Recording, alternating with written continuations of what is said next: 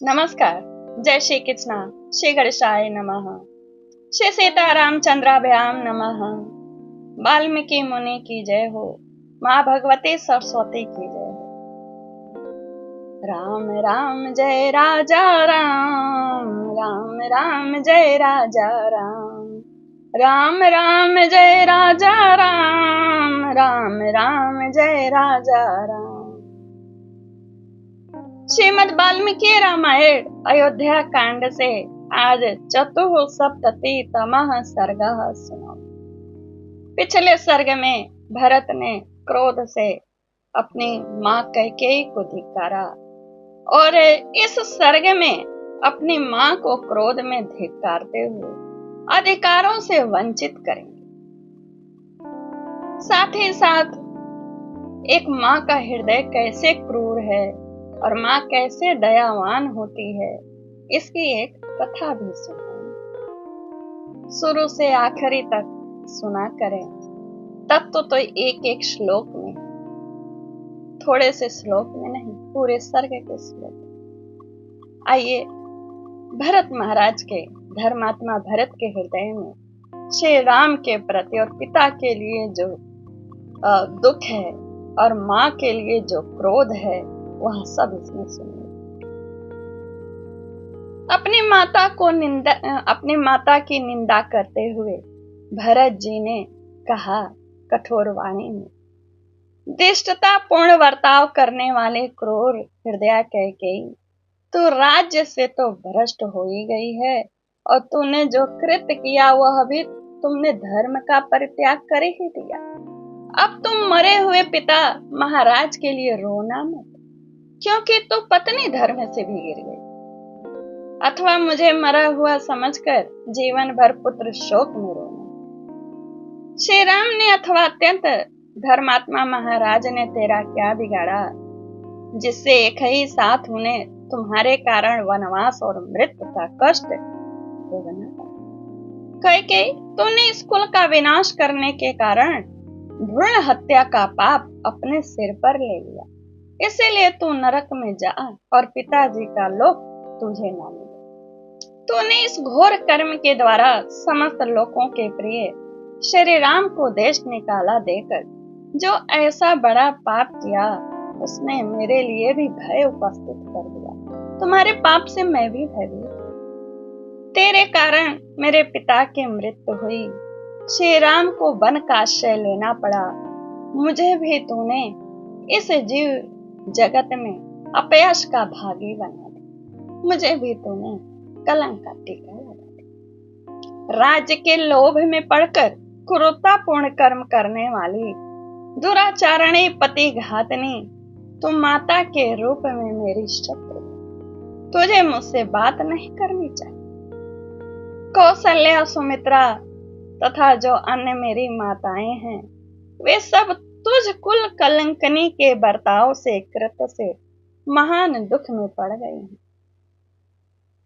तो बुद्धिमान धर्मराज अश्वपति की कन्या नहीं, तो उनके कुल में पैदा हुई कोई राक्षसी जो पिता के वंश का विध्वंस करने वाली। तूने सदा सत्य में तत्पर रहने वाले धर्मात्मा वे श्री राम को वन में भेज दिया और तेरे ही कारण जो मेरे पिता स्वर्गवासी हुए। इन सब कुकृत्यों में तूने प्रधान रूप से पाप का अर्जन किया। इन कुकृत्यों से वह पाप मुझ में भी आकर अपना फल दिखा रहा, इसीलिए तो मैं पितृहीन हो गया, अपने दो भाइयों से बिछुड़ गया और समस्त लोगों के लिए जगत में मैं अप्रिय बन गया, क्योंकि मुझे ही कारण बनाकर तूने यह कुकृत्य किया। कहते हैं, क्रूर हृदय कौशल्या पुत्र श्री राम मेरे बड़े भाई और पिता तुल्य हैं। वे जितेंद्रिय और बंधुओं के आश्रयदाता हैं। क्या तू उन्हें इस रूप में नहीं जानती? पुत्र माता के, अब एक कथा बताएंगे, पुत्र माता के अंग प्रत्यंग और हृदय से उत्पन्न होता है, इसीलिए वह माता को अधिक प्रिय है। अन्य भाई बंधु केवल प्रिय ही होते हैं, किंतु प्रिय पुत्र जो होता है प्रियोत्तर होता है, सबसे उत्तम प्रिय होता है। कहते हैं एक समय की बात है, धर्म को जानने वाली देव सम्मानित सुरभि ने अपने पृथ्वी पर दो पुत्रों को देखा जो हल जोतते जोतते अचेत हो गए थे। मध्याह्न का समय होने तथा लगातार हल जोतने से वे दोनों बैल बहुत थक गए थे। पृथ्वी पर अपने उन दोनों पुत्रों की ऐसी दुर्दशा देख सुरभि पुत्र शोक से रोने लगे। उसके नेत्र से आंसू उमड़ आए और जहां रो रही थी उसके नीचे से इंद्र जा रहे थे और सुरभि के दो आंसू उनके ऊपर सुगंधित आंसू गिरे। और देवराज इंद्र ने फिर ऊपर देखा, रोती हुई सुरभि को देख करके उद्विग्न हो गए। पूछा, यशस्विनी सुरभि, तुम क्यों रो रही? तुम्हारे दुख से मैं भी दुखी। सबका हित चाहने वाली देवी, हम लोगों पर कोई महान भय आने वाला है क्या? उसे सोच करके तुम रो रही?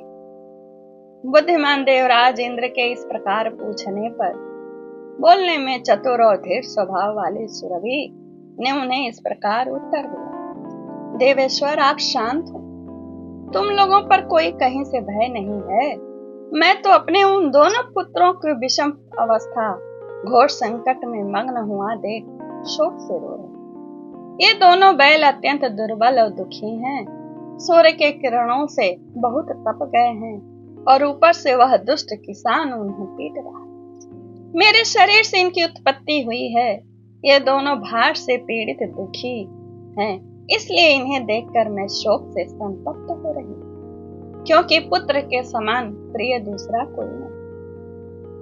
अब सुनिए क्या कहते हैं, जिनके सहस्त्रों पुत्रों से यह सारा जगत भरा, यानी सुरभ के सहस्त्रों पुत्रों से यह सारा जगत भरा है, और उन्हीं कामधेनु को इस तरह रोते देख इंद्र ने यह माना कि पुत्र से बढ़कर और कोई नहीं।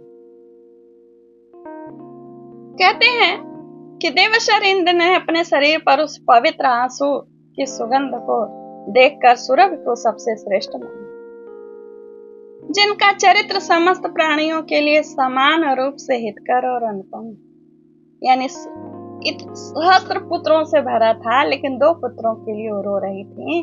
कहने का तात्पर्य है कि सारे पुत्रों के लिए माँ के हृदय में प्रेम बराबर ही रहता है।